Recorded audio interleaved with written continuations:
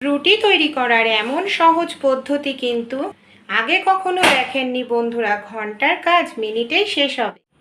এমনই কিছু ছোট ছোট টিপস আপনাদের সঙ্গে শেয়ার করব। আশা করছি যদি আপনারাও অ্যাপ্লাই করেন আমাদের মহিলাদের যে প্রত্যেক দিনের কাজগুলো হয় সেটা সহজ হয়ে যাবে। চলুন আজকে টিপস দেখে নিই।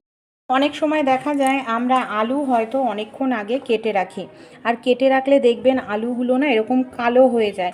অনেক সময় হয় বাড়িতে হয়তো গেস্ট আসার সম্ভাবনা, আলু আমরা আগে কেটে রেখেছি আর আলু এরকম কালো হয়ে গেছে।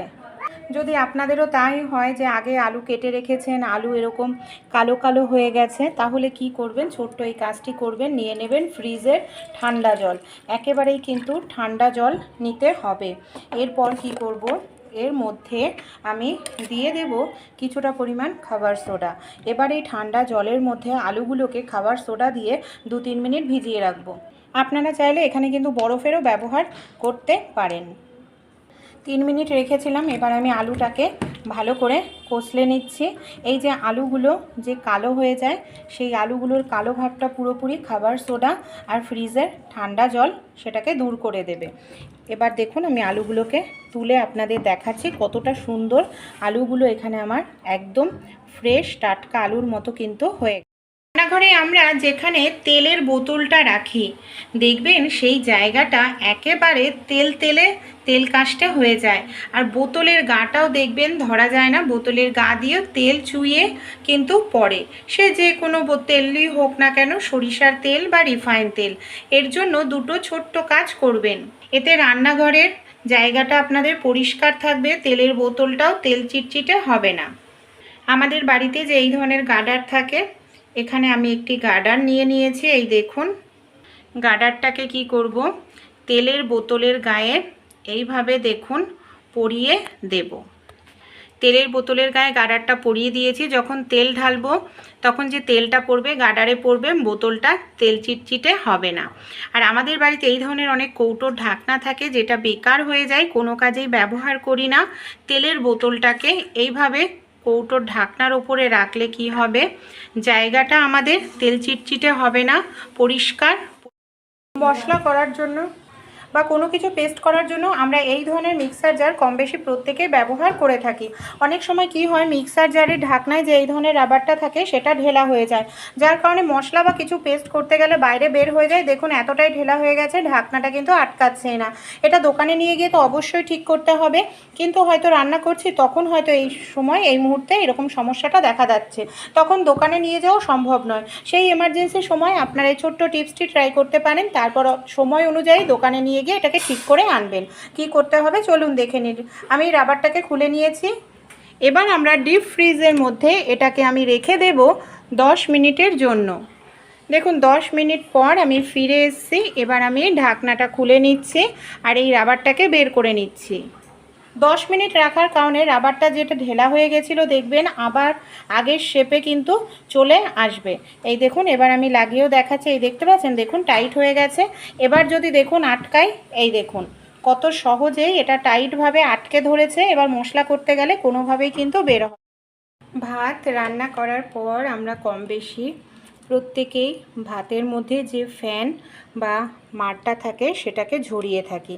তো অনেক সময় হয় কি, আমরা ফ্যান ঝরাতে গেলে ফ্যানের মধ্যে বেশ কিছুটা পরিমাণ ভাত পড়ে যায়। তাই আমাদের বাড়িতে যে এই ধরনের ক্লিপ থাকে, জামা কাপড়ের ক্লিপ নিয়ে নেবেন। ভাতের মধ্যে আর কখনোই ফ্যান পড়বে না। ভাত রান্না করার পর ঢাকনায় এইভাবে 3 দিকে 3টে ক্লিপ লাগিয়ে দিন। দেখুন এইভাবে 3 দিকে আমি 3টে ক্লিপ লাগিয়ে নিয়েছি। এবার আমরা যে পাত্রের মধ্যে ফ্যানটা ঝরাবো সেই পাত্রটা নিয়ে নিলাম। কি করব, এই যে এইভাবে বসাবো। এই দেখুন ফ্যান কিন্তু পড়ছে, আর ক্লিপের কারণে ঢাকনাটা টাইটভাবে আটকে রয়েছে, যার কারণে একটি ভাতও কিন্তু ফ্যানের। এই ধরনের যে ডালগুলো হয়, ছোলার ডাল, মটর ডাল, অরহরের ডাল, এই ধরনের ডালগুলো আমরা যখন প্রেসারে রান্না করি, অনেক সময় দেখা যায় ডাল প্রেসারে দিয়ে রান্না করলে ডালের মধ্যে জলের পরিমাণটা ঠিকমতো আমরা বুঝতে পারি না, যার কারণে কি হয়, প্রেসারে যখন সিটি ওঠে দেখা যায় সিটি ওঠার সময় এই যে ঢাকনা বেয়ে দেখা যায় বেশ কিছুটা ডাল পড়ে যায়। ডালটা তো নষ্ট হয়, প্রেসার কুকারটাও নোংরা হয়, গ্যাসও নোংরা হয়। তাই ছোট্ট একটি কাজ করবেন। অনেক সময় কি হয়, এই যে সিটির যে ছোট ছোট ছিদ্র তার মধ্যে খাবারের টুকরো বা ডালের টুকরো ঢুকে যায়, যার কারণে সিটিটা সহজে উঠতে চায় না। তাই এই যে এইভাবে সিটির জায়গায় সামান্য পরিমাণ একটু তেল এইভাবে দিয়ে দিন। তাহলে দেখবেন যদি খাবারের টুকরো ঢুকেও থাকে খুব তাড়াতাড়ি সেটা বের হয়ে যাবে, সিটিটাও ভালোভাবে উঠবে। আরও একটি কাজ করবেন, এখানে একটি চামচ আমি ডালের মধ্যে দিয়ে দিলাম। তাহলে কি হবে, সিটিটা ভালোভাবে উঠবে, জল বেশি হলেও ডাল বের হবে না। ভালো লাগলে টিপসটি। সময় দেখা যায় বাজার থেকে আমরা অনেকটা পরিমাণ লঙ্কা কিনে নিয়ে আসি। এই যে দেখুন, হয়তো 2-3 মাসের লঙ্কা এইভাবে আমরা কিনে নিয়ে আসি। আর এই যে শুকনো লঙ্কা, এটা যদি আমরা অনেক দিন এইভাবে ঘরে রেখে দিই, লঙ্কাগুলোর মধ্যে কিন্তু ফাঙ্গাস ধরে যায়, বেশি দিন ভালো থাকে না।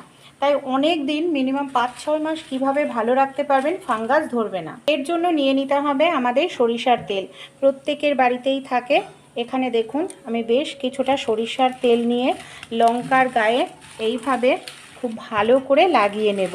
লঙ্কার গায়ে সরিষার তেল লাগালে কি হয়, তেলের একটি লেয়ার পড়ে যায়, যার কারণে ফাঙ্গাস ধরে না, আর লঙ্কাটাও অনেক দিন ভালো ফ্রেশ। আমরা কম বেশি তো প্রত্যেকেই খেয়ে থাকি। অনেক সময় আমাদের মহিলাদের সবজি কাটতে গিয়ে, মাছ কাটতে গিয়ে হাত কেটে যায়, হাত দিয়ে আটা মাখতে পারি না, বা অনেকেই গরম জল দিয়ে আমরা আটা মেখে থাকি।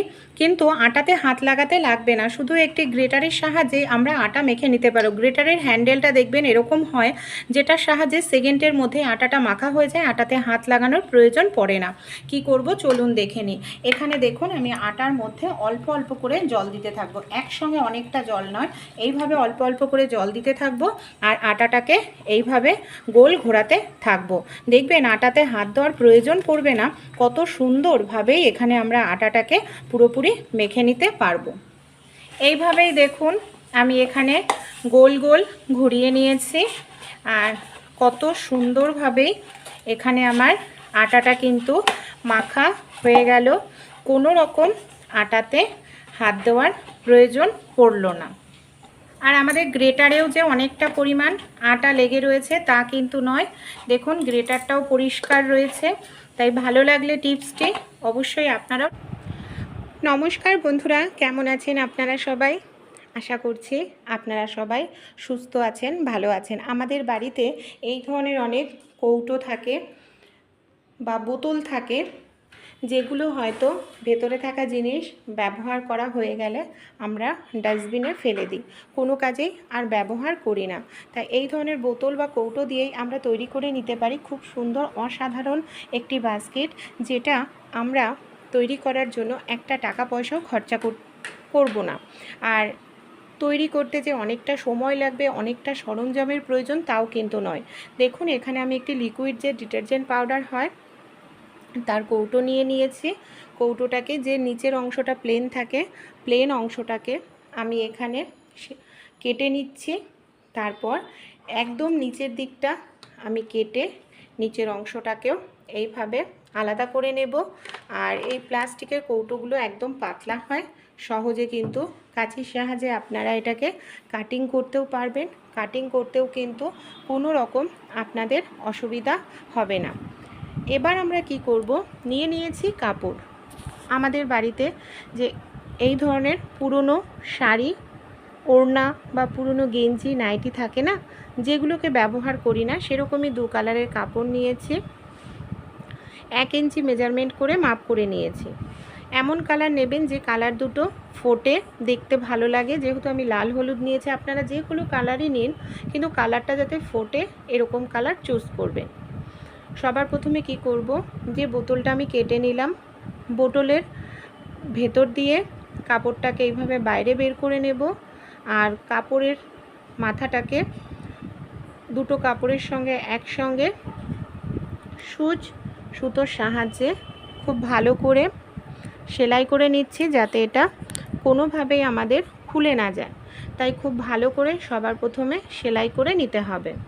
সেলাই করা হয়ে গেলে কি করব, এই যে মানে বোতলটা নিয়েছি, বোতলটার ভেতরের দিক দিয়ে বাইরের দিক দিয়ে খুব ভালো করে কাপড়টাকে পেঁচিয়ে নেব।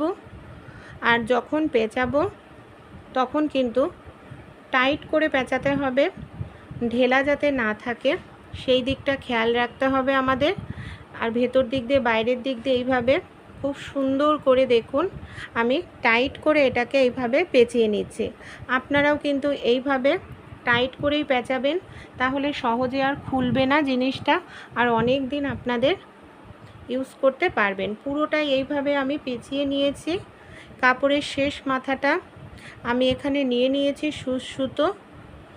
সুতোর সাহায্যে শেষ মাথাটায় আমি এইভাবে এটাকে সেলাই করে নিচ্ছি। এটাকে খুব ভালো করে টাইট করে বোতলটার সঙ্গে সেলাই করব, তাহলে এটা আর সহজে খুলে যাবে না। আপনারা যদি সুতো ব্যবহার করতে না চান, ব্লু গান আঠা নিয়ে নেবেন, ব্লু গান আঠার সাহায্যেও সেট করে নিতে পারেন। এবার আমি হলুদ কাপড় নিয়েছি, হলুদ কাপড়ের এক মাথায় সেফটি পিন লাগিয়ে নিচ্ছি, আর একটা মাথা আমি এখানে লাল কাপড়ের সঙ্গে সুতো দিয়ে খুব ভালো করে সেলাই করে নিচ্ছি। সেলাই করলে জিনিসটা বেশি মজবুত হবে, সহজে খুলবে না। আর যেহেতু কষ্ট করে যদি জিনিস বানানো হয়, সেটা যদি একটু মজবুত হয় অনেক দিন ইউজ করা যায়, সহজে নষ্ট হয় না। এবার কি করব, আমাদের দেখুন যে লাল কাপড়টা আছে সেই কাপড়ের ভেতর দিয়ে আমাদের এইভাবে বুনতে হবে।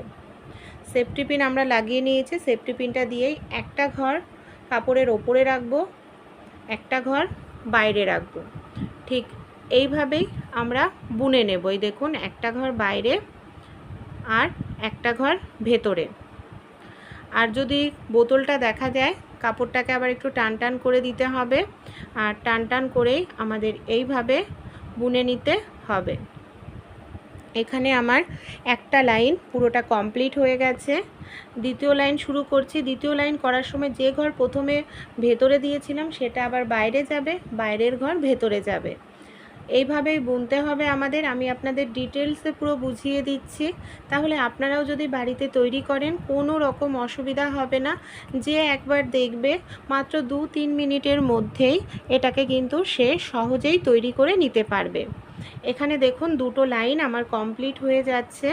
এইভাবেই একদম শেষ মাথা পর্যন্ত আমরা এটাকে বুনে নেব। আমি দুটো কালার ব্যবহার করছি, আপনারা চাইলে মাল্টি কালার মানে ছোট ছোট কাপড়, মাল্টি কালারের কাপড় দিয়েও এটাকে তৈরি করে নিতে পারেন, তাহলেও কিন্তু আরও বেশি কালারফুল হবে দেখতে। দেখুন শেষ মাথা পর্যন্ত আমি এটাকে বুনে নিয়েছি।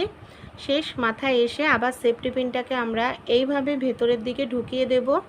বোতলটা দেখা যাচ্ছে বলে বোতলের সাইডের কাপড়টাকে দেখুন আমি এটাকে এইভাবে ঠিক করে নিচ্ছি। এবার ভালোভাবে ঠিক করার পর এক্সট্রা যে কাপড় আছে, এক্সট্রা কাপড়টাকে আমি কাঁচি দিয়ে কেটে বাদ দিয়ে দেব। তারপর এই হলুদ কাপড়টাকে ভেতরের দিকে ঢুকিয়ে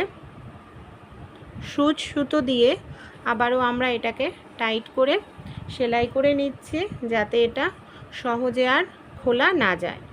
এই দেখুন সুতো দিয়ে আমি খুব ভালো করে এটাকে সেলাই করে নিচ্ছি। এখানে আমার ওপরের অংশটা পুরোপুরি রেডি হয়ে গেছে। বোতলের যে নিচের অংশটা কেটে আমরা আলাদা করে রেখেছিলাম সেই অংশটাকে নিয়ে নিয়েছি। এখানে আমি একটি কাপড়ের টুকরো নিয়েছি, ভাঁজ করে নিয়েছি। এবার বোতলের নিচের অংশটাকে মাঝখানে রেখে নর্মাল যেরকম কাঁথা ফোর হয়, কাপড়টার 4 সাইড ঘুরিয়ে একইভাবে কাঁথা ফোর দিয়ে সেলাই করে নেব। সুতোটা কিন্তু সবার প্রথমে টানা যাবে না, ঢেলাই রাখতে হবে। এইভাবে ঢেলা রেখে আমি 4 সাইড ঘুরিয়ে এইভাবে দেখুন সেলাই করে নিচ্ছি। পুরোটা যখন 4 সাইড ঘুরিয়ে আমাদের সেলাই হয়ে যাবে, বোতলের নিচের অংশটাকে মাঝখানে রাখবো, রেখে সুতোটা ধরে টান দিলেই কাপড়টা গুটিয়ে ঠিক মাঝখানটায় চলে আসবে। দেখুন ঠিক এইভাবে। তারপর মাঝখানের কাপড়টাকে ধরে আবার আমরা ভালো করে একটু টাইট করে সেলাই করে নেব। এই দেখুন এইভাবে আমি আবার টাইট করে ধরে এটাকে সেলাই করে নিচ্ছি। এখানে পুরোপুরি দেখুন আমার ভালো করে সেলাই করা হয়ে গেছে। এবার আমরা কি করব, এই যে নিচের যে কন্টেনার সেটার কাপড়ের সঙ্গে লাল কালারের কাপড়টাকে খুব ভালো করে ছোট্ট ছোট্ট করে ফোর দিয়ে সেলাই করব। তাহলে এটা দেখা যাবে না আর খুব সুন্দরভাবে নিচের অংশটা আমাদের সেট হয়ে যাবে। এইভাবেই গোল করে ঘুরিয়ে আমি দেখুন পুরোটাই সেলাই করে নিয়েছি। কতটা সুন্দর একটি বাস্কেট তৈরি হয়ে গেল। 2 থেকে 3 মিনিট লাগে বন্ধুরা তৈরি করতে, আর একটি টাকাও দেখুন এক্সট্রা করে আমাদের খরচা করতে লাগছে না। যে জিনিস ফেলে দিচ্ছিলাম সেটা দিয়েই তৈরি হয়ে গেল। আপনারা চাইলে এর মধ্যে ব্রাশ, টুথপেস্ট রাখতে পারেন, বাচ্চাদের পড়ার টেবিলে পেন্সিল, পেন, রং তুলি রাখতে পারেন, কিংবা আপনারা কিন্তু এর মধ্যে চামচ, ছুরি, কাঁচি, ছোট ছোট জিনিসগুলো রাখতে পারেন। আইডিয়াটি ভালো লাগলে এই ধরনের বোতল বা পুরনো কাপড় দিয়ে আপনারাও বাড়িতে অবশ্যই তৈরি করে দেখবেন। দেখুন আমি নিয়ে নিয়েছি বন্ধুরা দুটো থালা। থালা আমাদের বাড়িতে কম বেশি প্রত্যেকেরই থাকে। এখানে আমি একটি থালা নিয়েছি, আরও একটি থালা নিয়ে নিয়েছি। অনেক সময় কি হয়, আমরা রুটি করতে যাব, হয়তো আমাদের বেলন চাকি দেখা যায় ভেজা থাকে, বেলন চাকি দিয়ে রুটি বেলতে পারি না, বা হাতের কাছে বেলন চাকি নেই, তাই বেলন চাকির প্রয়োজন পড়বে না। দুটো থালা যদি হাতের কাছে থাকে আমরা পারফেক্ট রুটি তৈরি করে নিতে পারবো।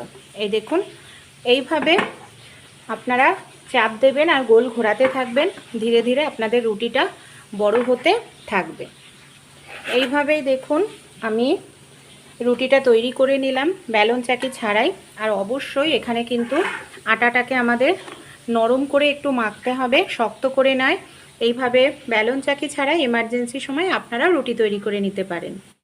এইভাবে শুধু লুচিই নয় বন্ধুরা, আমরা শুধু একটি থালা বা দুটো থালা প্লেটের সাহায্যেই পারফেক্ট লুচি তৈরি করে নিতে পারি। সামান্য পরিমাণ আমি তেল লাগিয়ে নিলাম থালাতে, লুচি তৈরি করার লেচিটাকে সামান্য একটু তেল লাগিয়ে নিলাম।